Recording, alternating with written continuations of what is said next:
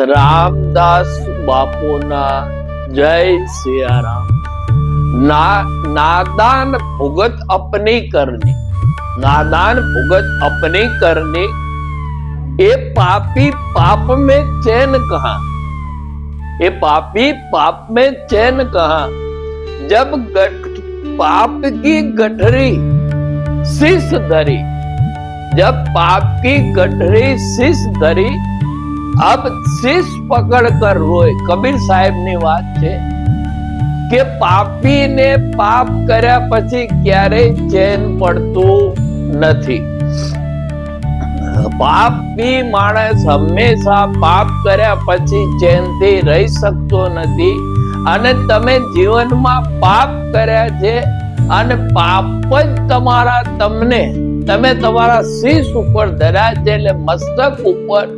એટલા માટે તમારે છેલ્લા દિવસોની અંદર અંતિમ સમયમાં માથું પકડીને રોવા સિવાયનો કોઈ ચારો નથી। કારણ કે હરિનામ ભજન કરવાનું હતું, એ કર્યું નહીં।